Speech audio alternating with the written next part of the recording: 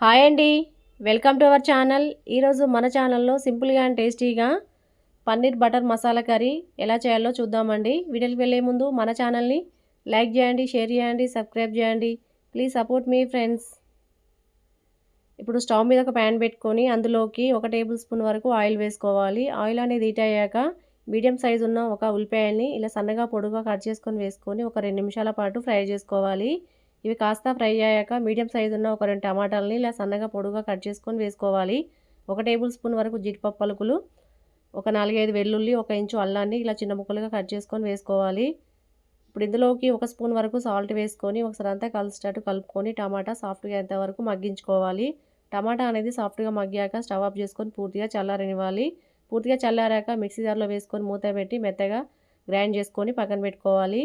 ఇప్పుడు స్టవ్ మీద మరొక ప్యాన్ పెట్టుకొని అందులోకి 1 టేబుల్ స్పూన్ వరకు ఆయిల్, 1 టేబుల్ స్పూన్ బటర్ వేసుకొని బటర్ అనేది కరిగాక హోల్ గరం మసాలా స్పైసెస్ వేసుకోవాలి. చెక్క, లవంగం, యాలకులు, బిర్యానీ ఆకు వేసుకొని కాస్త ఫ్రై చేసుకోవాలి. ఇవి ఫ్రై అయ్యాక మనం ముందుగా మిక్సీ పట్టుకున్న ఆనియన్ టమాటా పేస్ట్ వేసుకొని పచ్చివాసన పోయే వరకు 2 నిమిషాలు ఫ్రై చేసుకోవాలి. 2 నిమిషాల తర్వాత ఇందులోకి ఒక 2 పచ్చిమిర్చిని ఇలా సన్నగా పొడుగా కట్ చేసుకొని వేసుకొని ఫ్రై చేసుకోవాలి. ఇలా ఫ్రై అయ్యాక ఇందులోకి 2 టేబుల్ స్పూన్ల వరకు కారం, 1 స్పూన్ వరకు ధనియా పొడి, 1 స్పూన్ వరకు వేయించిన జీలకర్ర పొడి, 1/4 టీ స్పూన్ పసుపు వేసుకొని పచ్చివాసన పోయే వరకు ఒక 2 నిమిషాల పాటు ఫ్రై చేసుకోవాలి. ఇలా మంచిగా ఫ్రై అయ్యాక 2 లేదా 3 టేబుల్ స్పూన్ల వరకు పెరుగు వేసుకొని అంతా కలిసేటట్టు కలుపుకొని ఇంకొక నిమిషం పాటు ఫ్రై చేసుకోవాలి. ఇప్పుడు ఇందులోకి మనం ముందుగా గ్రైండ్ చేసుకున్న మిక్సీ జార్లోకి 1 కప్ వరకు వాటర్ వేసుకొని మనకు ఎంతైతే గ్రేవీ కావాలో గ్రేవీ తగ్గట్టు వాటర్ వేసుకోవాలి. ఇలా అంతా కలిసేటట్టు కలుపుకుంటూ ఇందులోకి 1 స్పూన్ వరకు కసూరి మెంతి వేసుకోవాలి.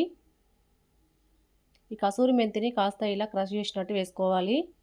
ఇప్పుడు అంతా కలిసేటట్టు కలుపుకొని మూత పెట్టి ఒక 4 నుంచి 5 నిమిషాల పాటు మీడియం ఫ్లేమ్లో ఉడికించుకోవాలి.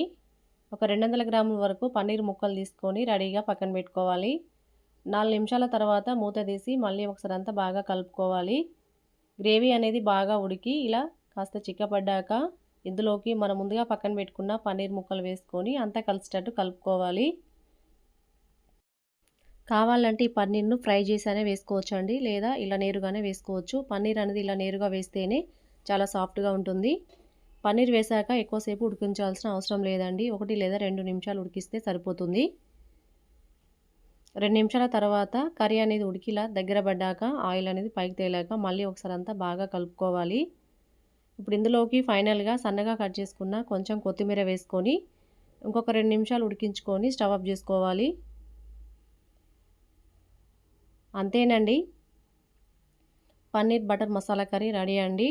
నాన్ వెజ్కి ధీటుగా ఉండే ఈ పసందైన పన్నీర్ మసాలా కర్రీ చపాతీలో కానీ బగారా రైస్లో కానీ తిన్నారంటే టేస్ట్ అదిరిపోతుంది. ఈ సింపుల్ అండ్ టేస్టీ అయిన paneer butter masala curry recipe మీకు నచ్చినట్లయితే లైక్ చేయండి, షేర్ చేయండి, సబ్స్క్రైబ్ చేయండి. Please support me friends. Thanks for watching.